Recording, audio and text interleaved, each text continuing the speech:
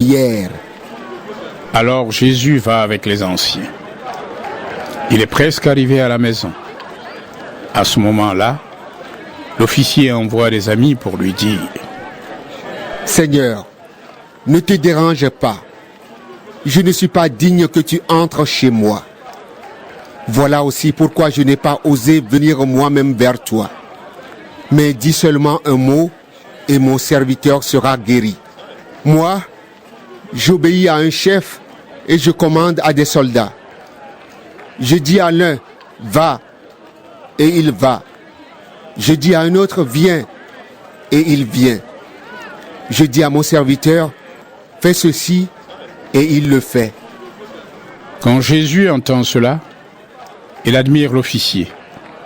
Il se retourne et dit à la foule qui le suit : Je vous le dis, même dans le peuple d'Israël, je n'ai jamais trouvé une foi aussi grande.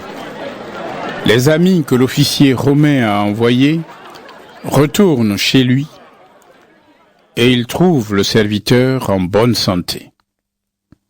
Ensuite, Jésus va dans une ville appelée Naïn. Ses disciples et une grande foule marchent avec lui.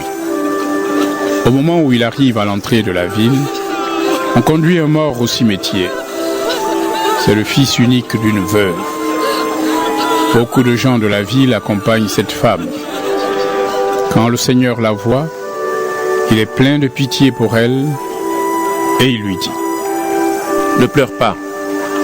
Il s'avance et il touche le cercueil. Les porteurs s'arrêtent. Jésus dit : Jeune homme, réveille-toi. C'est un ordre.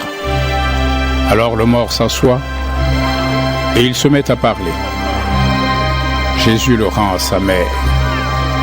Tous les gens sont effrayés. Ils disent : Gloire à Dieu. Un grand prophète est arrivé chez nous. Dieu est venu au secours de son peuple.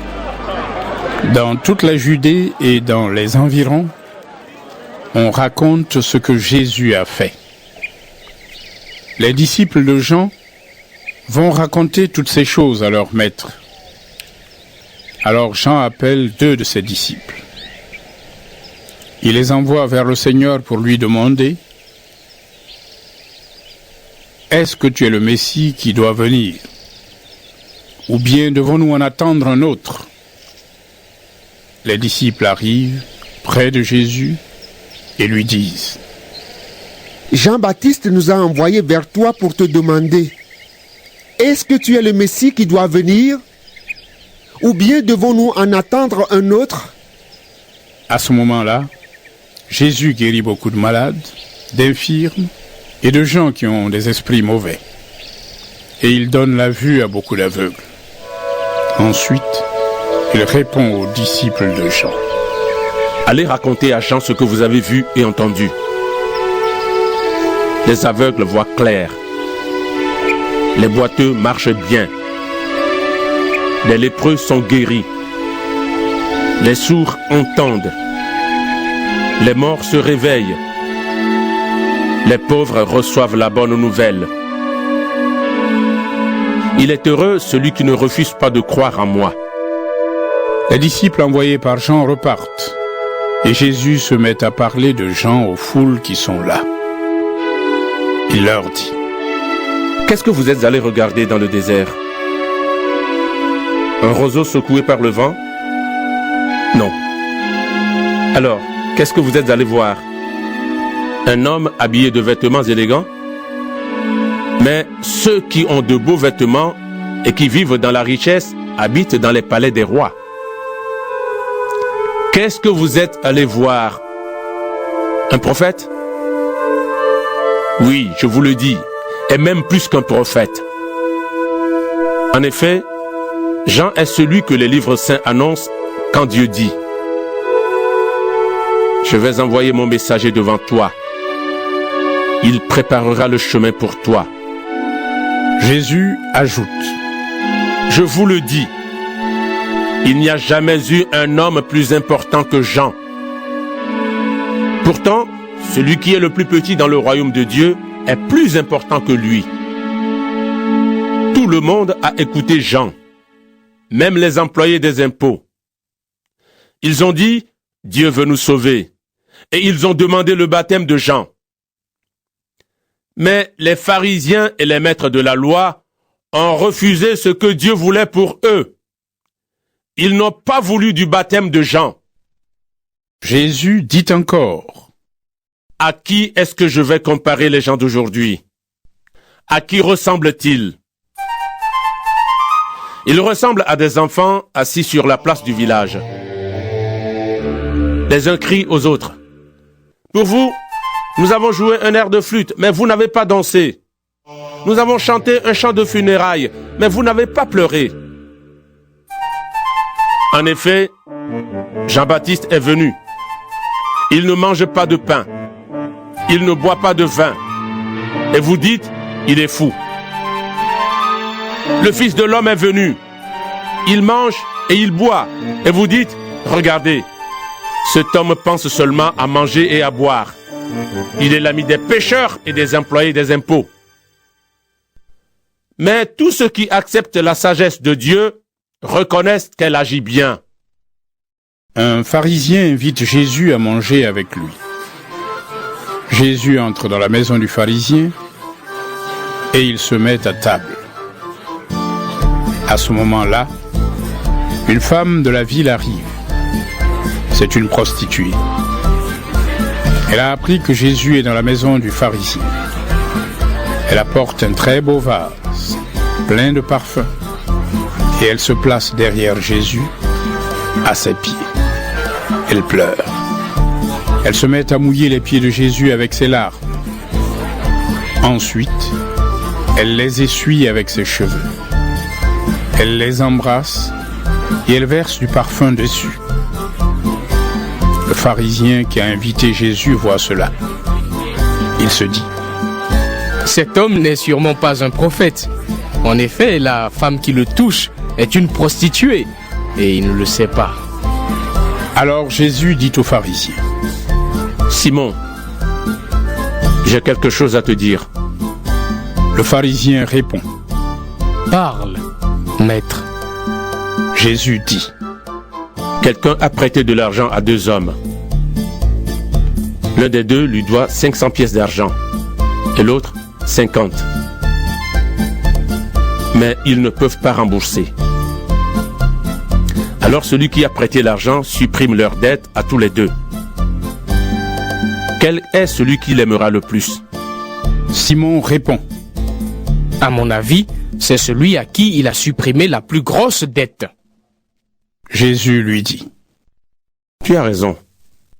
Puis il se tourne vers la femme et il dit à Simon: Tu vois cette femme?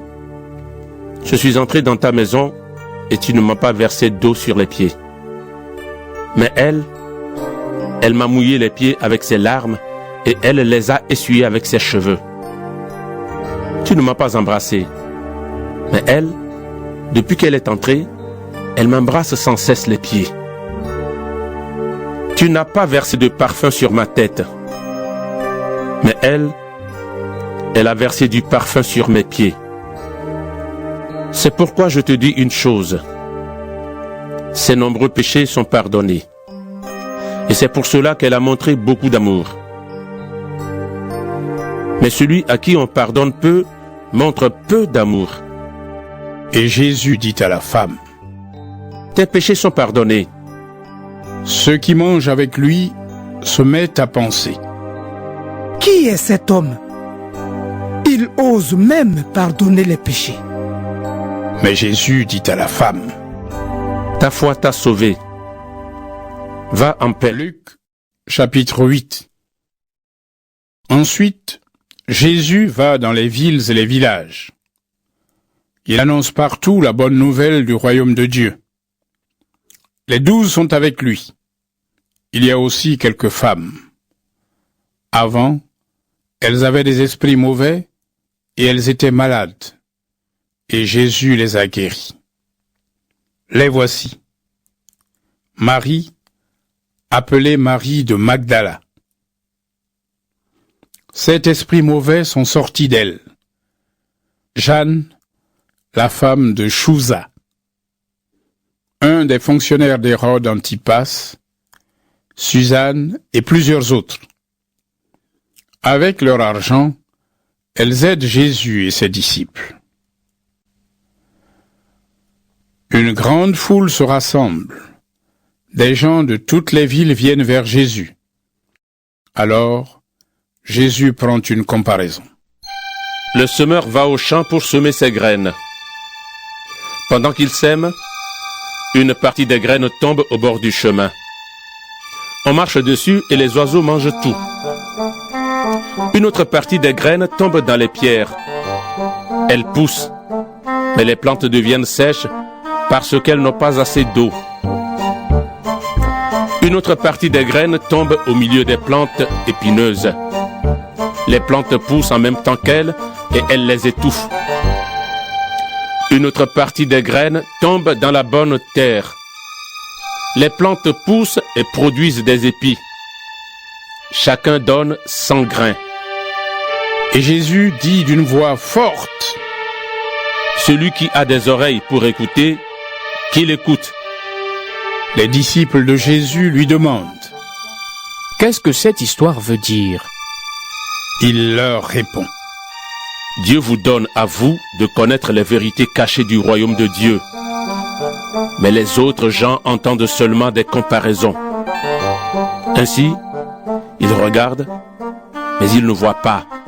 Ils entendent, mais ils ne comprennent pas. » Jésus dit à ses disciples, « Voici ce que l'histoire veut dire. Les graines, c'est la parole de Dieu. Le bord du chemin, ce sont les gens qui entendent la parole. Mais l'esprit du mal arrive. Il enlève la parole de leur cœur pour les empêcher de croire et ainsi d'être sauvés. Le sol plein de pierres, ce sont les gens qui entendent la parole et qui la reçoivent avec joie. Mais la parole n'a pas de racine en eux. Ils croient pendant un moment seulement. Ensuite, quand il y a une difficulté, ils abandonnent. D'autres graines sont tombées dans les plantes épineuses. Ce sont les gens qui entendent la parole. Mais les soucis, les richesses et les plaisirs de la vie étouffent ce qui grandit en eux. Et ils ne peuvent pas donner de fruits mûrs. D'autres graines sont tombées dans la bonne terre. Ce sont les gens qui entendent la parole avec un cœur bon et sincère. Ils la gardent et ils donnent des fruits en restant fidèles. Quand on allume une lampe, ce n'est pas pour la couvrir avec un seau ou pour la mettre sous un lit. Au contraire, on la met bien en haut. Alors, ceux qui entrent voient la lumière. Oui, tout ce qui est caché, on pourra le voir. Tout ce qui est secret, on pourra le connaître. Et cela paraîtra en pleine lumière. Faites donc attention à votre façon d'écouter. En effet, celui qui a quelque chose, on lui donnera encore plus. Mais celui qui n'a rien, on lui enlèvera même le peu de choses qu'il a. La mère et les frères de Jésus viennent le voir. Mais ils ne peuvent pas arriver jusqu'à lui à cause de la foule.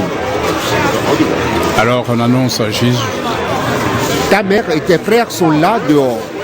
Ils veulent te voir. » Mais Jésus dit à tout le monde, « Ma mère et mes frères, ce sont les gens qui écoutent la parole de Dieu et qui lui obéissent. » Un jour, Jésus monte dans une barque avec ses disciples. Il leur dit, « Allons de l'autre côté du lac. » Et ils partent. Pendant la traversée, Jésus s'endort. Soudain, un vent violent se met à souffler sur le lac. L'eau entre dans la barque. Et ils sont en danger. Les disciples s'approchent de Jésus et ils le réveillent en disant, « Maître, Maître, nous allons mourir. » Jésus se réveille. Il menace le vent et les grosses vagues. Alors la tempête s'arrête et tout devient calme. Jésus dit aux disciples, « Où est votre foi ?» Ils ont très peur et ils sont étonnés. Ils se disent entre eux, « Qui donc est cet homme? Il commande même au vent et